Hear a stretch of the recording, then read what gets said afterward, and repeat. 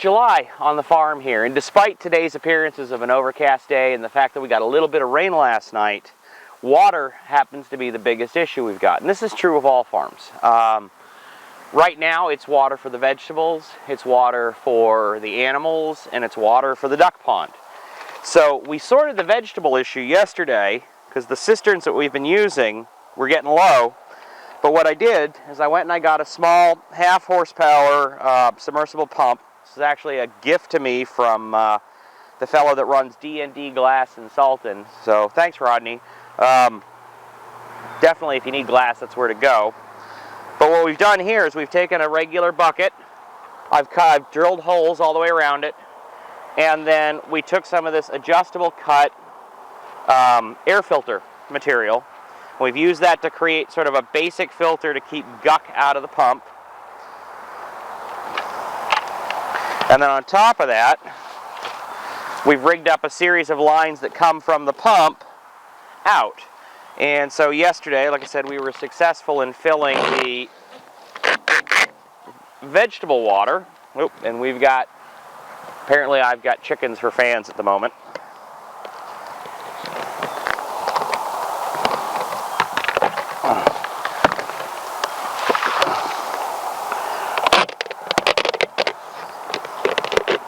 And, you know, the funny thing is everyone, when I tell people we moved to Seattle, everyone's like, oh, the rain, the rain, the rain. But the thing is in the summertime, it doesn't rain very much. In fact, you can go, they went for 2 or 3 months last summer without any rain, and we've been a little over a month without any rain at the moment.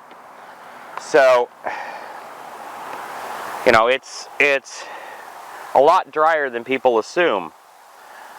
And this is basically where our current challenge is coming from, because animals need water, the ducks need water to swim in.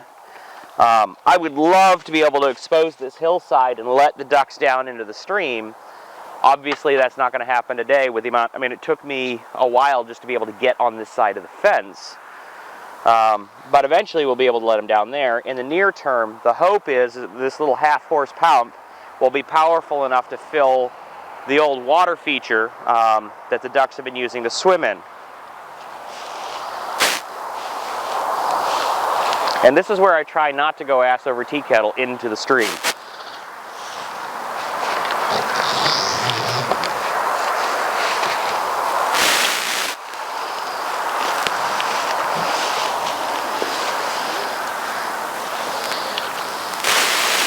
Now, I'd never try to do this with stagnant water, but the water in the stream here, even though it's fairly still at the moment, does actually move all the time.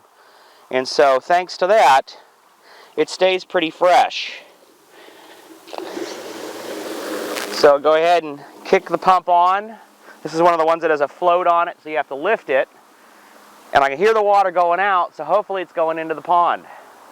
And my camera person says it's all good. So one of the things that we want to ensure when we do this is our little ducky friends like to poop where they swim. So if we were using, say, a kiddie pool, I would be able to just tip the kiddie pool over and dump it all out. In today's occurrence, because we're using an existing water feature, we're going to need to let this run for a bit and try to flush the pond out as much as possible. And I want to make sure that this will stay on. And I've discovered this stream is surprisingly deep. I'm actually I'm being supported by all this grass at the moment, but I'm already up past my knees. And I'm willing to bet that if we were to get rid of all this grass, or at least cut it way back, this stream would probably be a good 5 or 6 feet deep. Okay. So everything is operating just fine at the moment, so let's go up and we'll take a look at the actual water feature that we're filling. So one of the good things about this having been an aquatic nursery is there's regular water features all over the property. Now, those have been able to allow us to do a number of things, even though they're in the way at the moment. So number one, this particular water feature has given us somewhere to let the ducks go swimming. And the day we let them out of the pen to go walk around once we got the fences all set up, the first thing they did once they found it was go in for a good long swim.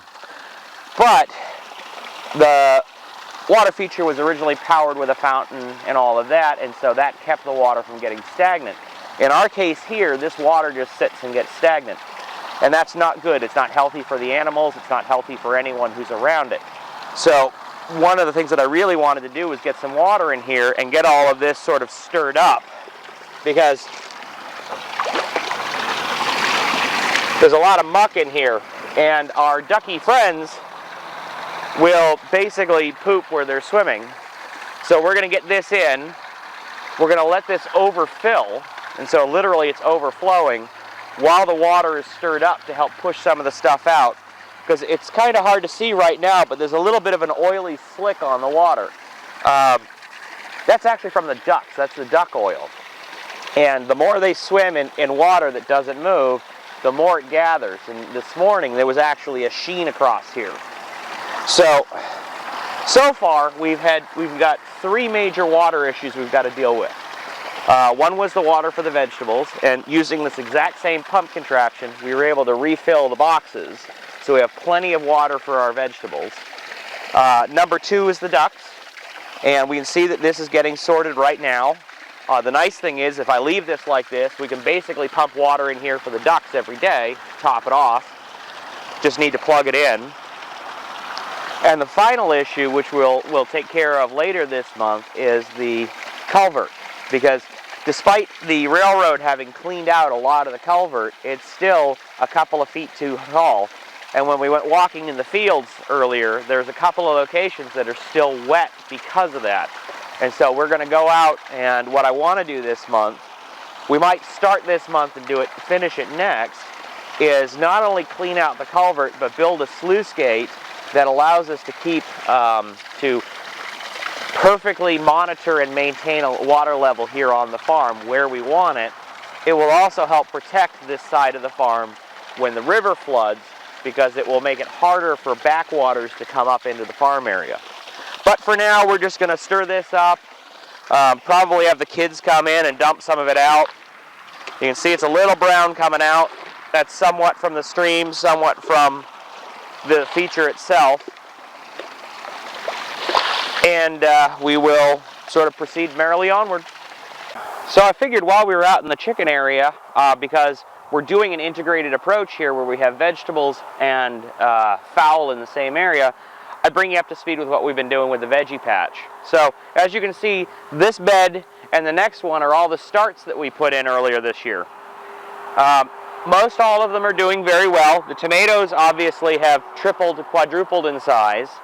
We actually have, if you look down here, we actually have little peppers growing. These are our, I believe these are the yellow peppers, the sweet peppers. The kohlrabi is doing well.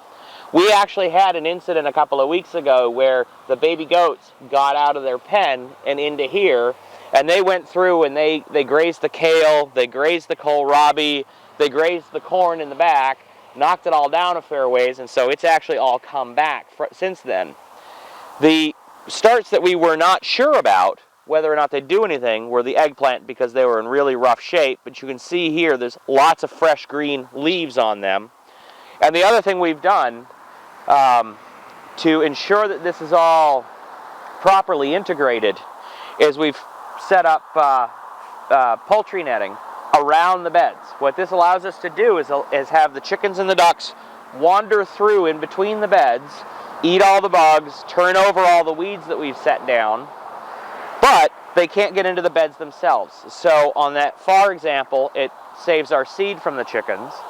On the near examples, it keeps the chicken poo out of the beds, because when you're doing organic farming, you can't have on ground plants, it's within 180 days, you can't have any animal waste. So none of these plants takes longer than 180 days to grow, so we had to ensure that the chickens couldn't get into the beds. The trellising system that we threw together is working really well. The tomatoes are growing up at a pretty good rate. Some of them are not doing as well as the others. Again, we got the end of the season start, so we didn't know what we were getting in terms of plants. It might be possible to get a little bone meal in here to help them up, because it looks like a phosphorus issue at the moment. And then over here, you might want to come a little closer to see this. So this was our first seed bed, and we had no idea, because of the current heat we were dealing with, whether or not anything would seed. So we took the seeds that we got, which are all certified organic, and using a traditional, or not traditional, but a more modern square foot planting system, we put radishes in here, and you can see that the radishes, a significant number of the radishes have sprouted. It's we've put these in and been watering for about 5 or 6 days, so it's about when you would expect radishes to appear. We've got lettuces in here. Lettuce is harder to grow in temperature, so I had no idea whether or not these would come up. More lettuce in through here. And in the back, we've got spinach and kale. And while we haven't had any success with the lettuce as of yet, we are starting to get little kale seedlings popping up. So the kale is growing. It's a 55-day growth. But we'll be able to start farming kale either in the near future if we're doing baby kale. Larger kale will come later. You can pluck your kale by leaf rather than the whole plant, so it allows you to farm it for an extended period of time.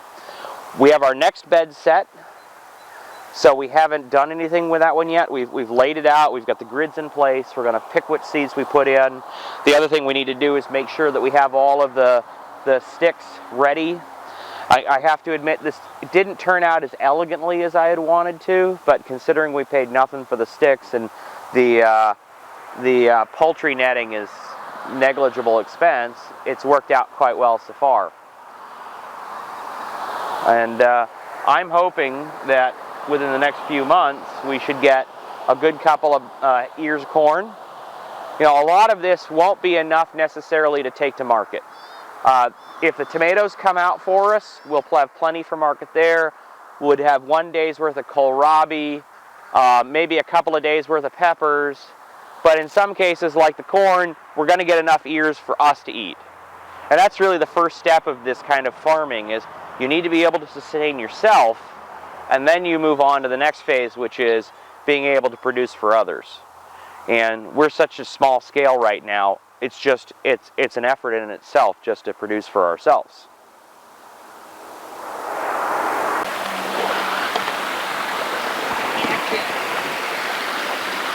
So right now I'm just sort of testing the depths here in my hip waders.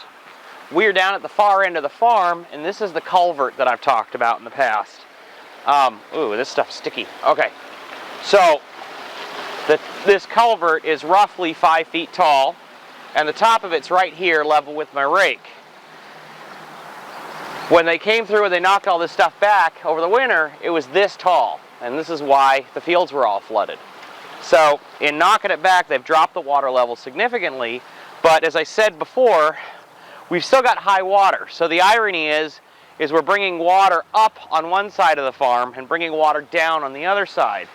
And so basically what happens with these is sticks gather up and they block the entrance, and then grass gets broken down, and then that joins it.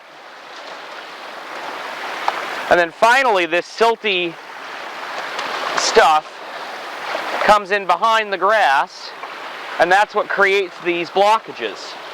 And so what you have to do is you have to come through and periodically maintain it. At least in this case, because of the stick. What we're eventually going to do, and a very small amount of work makes a very rapid big difference. Hopefully I won't get sucked through the culvert and out into the Skykomish River on the other side. So what we're going to do is basically right here, we're going to build up a wood box. And I'll run it up the side as well to basically the height of that lintel that's in the train tracks there. And then we'll have a narrow sluice gate about 4 feet wide right here. And this will allow us to put boards in and remove boards, and by doing so we'll be able to adjust the height of the water. Now the nice thing is with good beams we can backfill a little bit around it to make it easier access, because right now it's a very steep slope getting down here and it's very dangerous, and I'm not too keen on how silty and mucky this stuff is, because you work it a little bit and all of a sudden you're 6 inches deeper. But what we'll be able to do now is, as we bust this down, the water level across the entire farm will drop probably an additional 3 to 3.5 feet, and that will solve our water problems, at least from a flooding perspective, everywhere. It will probably take a week or two, mainly because of, it's got to drain out of the soil. There are other blockages further back, but when we're done, I should be able to walk this stream back up and find out where its source is, because we still haven't figured out exactly where it cuts underneath the road. But for now, it's a matter of breaking it up, and that's just, as Jensen says, heavy work.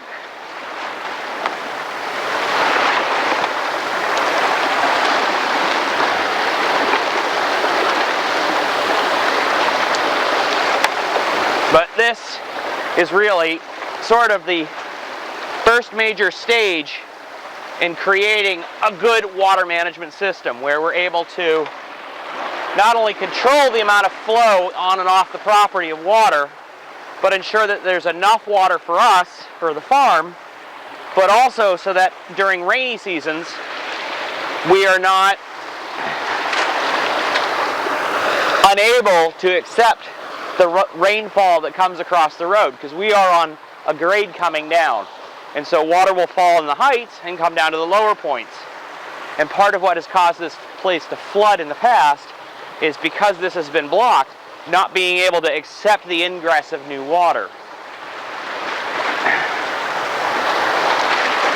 But for now, I'm just going to sort of work at digging this out.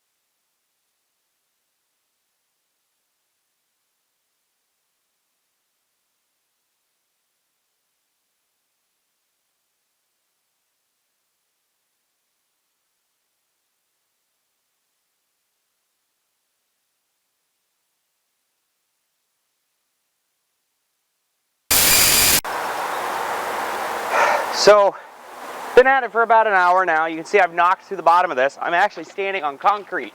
This is the original base of this stream.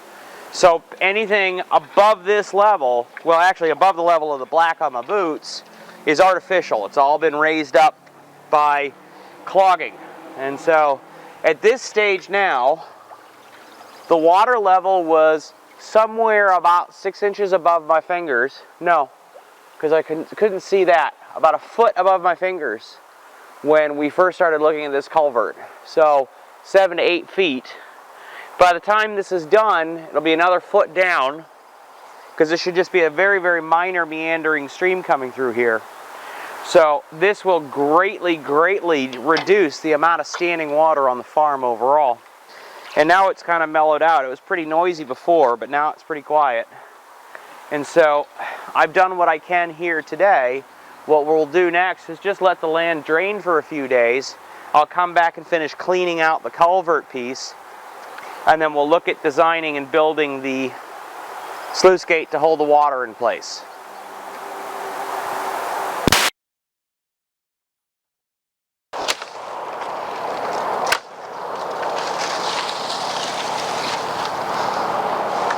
So this is now almost daily occurrence here at the farm. We are in the latter half of clearing this paddock, and basically the animals have come through and grazed everything at nose level. So from here on down, because of the llama, everything's clear. But from here on up, we still have a lot of growth left. So you see we've got this ginormous stand of bamboo here, and I think I've literally been hacking at this for a week now every night. Come down every night, knock it all down. These guys come through and graze it all evening long.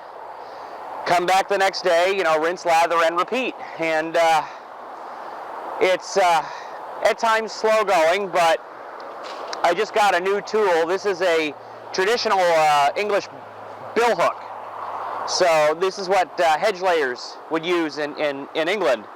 And when it comes to close areas, there's very few tools that are better than this, because you do not need a lot of swinging room to make it effective.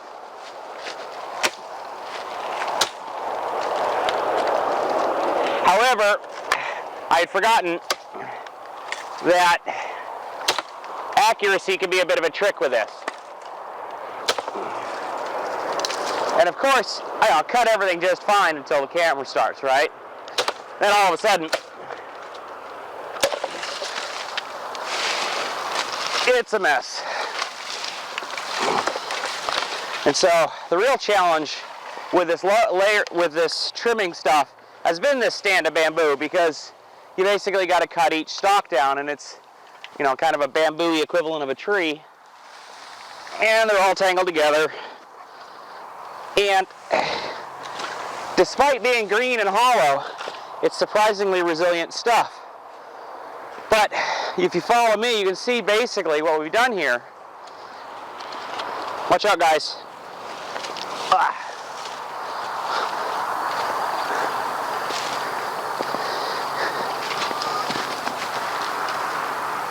It was a cow. You're fine. But this here and here is a perfect example of the goat grazing. So you can see where the goats have literally taken it right from that height straight to the ground. This was a blackberry bush that literally the camera person would have been in the middle of it when the goats first started. And so all I need to do now is come in here with a long-handled rake and pull it down off the tree. It's a good looking tree, so hopefully it's salvageable. But as we've come through, and it's Friday night, so a lot of road noise, people going up the mountain. We're still pulling out mounds of trash everywhere we go. Can't take more than a couple of steps to find some leftover debris. In some cases it's garbage from the street. But you can see here, this whole area was very similar to that bamboo stand. And so we came through, we knocked everything down. The goats then subsequently stripped it. And then we've come through after the fact and started building up piles of logs, piles of brush to go through the wood chipper. And then where we're finally at now in this section is there was a nursery building here, basically a hoop house with some wood ends on it. And they even had put down weed barrier. So, and this is really heavy duty, expensive weed barrier. This is fancy stuff. So we're actually finding here soil. And this is the first time this stuff has been exposed to sunlight in probably a minimum of 10 years, probably longer. And you can see that we haven't had any rain, so it's very dry, but you can see this is actually a clay, but it crumbles very easily. There's not as much organic material in here as I would like, but the goats are already fixing that problem. I can see plenty of goat poop in the area. But we're basically going to take this entire area down to dirt, or as close to it as possible. All the rest of the stuff, the small bits here, will all be piled up and composted. And then what we're going to do is we're going to shift these guys to their new paddock. And of course the traffic starts to pick up as I try to talk. And then we will come back in here and we'll put in hog panels, and we'll bring a set of hogs through here, and they will actually go and dig in the soil, dig up a lot of the existing roots. They won't necessarily get all the stumps, but they'll help loosen everything up so that we can finally get a tractor or, Mongo the pickup truck in here, and he'll finally clean the rest of it out. So, it's the end of July now. I'm guessing at the rate of graze they're doing, and if we kind of take a step back here, we can look at this without being blinded by the sun. So if you can see it through there, there's the front paddock gate. On the far side of those trees has already been cleared. It's just this middle section that's left. So based on the rate of graze and the rate that I can cut things down, because I've already kind of put one shoulder out of commission, so I'm working on the second one now. We'll probably be done in here, at least with the animals, within the month. And so we've been out prepping the new field, basically taking it down to ground level as well, where we're going to put the fence posts in. And then the next thing we got to do is dig all the fence posts, run the fencing, and then we've already tried shifting the goats out there, and the goats move rather easily. The trick will be to get the cattle and the llama out there. But the other great thing this month is that we finally have our first harvest. And so we're going to head back to the garden. Has actually been a lot more successful than I anticipated. I knew we were basically just sort of throwing plants at the ground and wasn't sure what we'd get. We did learn a couple of hard lessons. So on the very first bed out there, we wrapped it with chicken wire, and this one we wrapped it with poultry netting. Poultry netting is not enough to keep the chickens from grazing the kohlrabi or the kale or a number of the other plants. So we learned the hard way, the poultry netting won't slow them down enough. There you go, guys. But you can see the kohlrabi in the middle of the bed are almost baseball sized, so they're about ready to harvest. The pepper plants are starting to grow strong. We shouldn't see any peppers for them for another month or so. I don't know if these guys are going to finish in time, but the eggplant have come back magnificently. You know, they're really starting to grow now. I just don't know if we're going to have enough season left. The tomato plants going like gangbusters, you can see. We should have an abundance of tomatoes. The cabbages, again, the ones that were too close to the side have been very heavily grazed. The ones in the middle are nice and huge and wonderful. We got ears of corn coming in, so another month, probably the end of August, we'll have corn. And what's really made us happy is the seeding experiment we did. Now keep in mind, we were planting when the soil was really hot. I didn't expect any of this stuff to come up. There's our kale, which with this, you can see that the kale is just fine. The chickens haven't gotten at it. This is our spinach coming up, although you can see here, it is hot enough that it's starting to bolt already, very, very rapidly, going to seed. Here's the various different lettuces that we put down, starting to come up. It looks like that side did not germinate at all. This side we got a storm and it pushed the seeds together, as you can see. But we are getting some nice greens coming out of here, so that'll be salad for us for a bit. And I think this is my wife's favorite part, and this is the reason why I planted these. Since radishes have such short growing times, boom, radish. Radish. Smaller radish. There's a nice big fat one. And so these guys have been in now roughly 20 some odd days, and they are ready. And these will taste absolutely fantastic. One of my favorite ways to have them is sliced up cold on my breakfast plate with everything else. I haven't tried the greens on these radishes to know how tasty they are, because a lot of radishes, a lot of these vegetables, you can actually eat the greens off the top as well. But if they're not tasty, we'll give them to the chucks, and the chucks can eat them, and they'll be happy. And so the good thing is I mean, admittedly this was compost we brought in, but we were able to maintain this with relative ease. Didn't have too much ingrowth of weeds from the underside, and it's enough to keep us going, at least, you know, excited if not fed, you know, for the next season. I've been finishing up a design for my own hoop house that we'll be doing. Here you go, bud. Yeah, tasty radish leaves. There you go. Oh boy, good stuff. And you know, the farm seems to be proceeding pretty well. The ducks are happy. They've got a nice big hole in the stream bed that I've cleaned out for them to go swimming in. The chooks are happy and growing. The goats have been going gangbusters out there in the field, and the veggies are coming in, so things are looking good. So I think that's going to close it for this month. So you'll see what happens next month during August in the hot part of the year. Bye.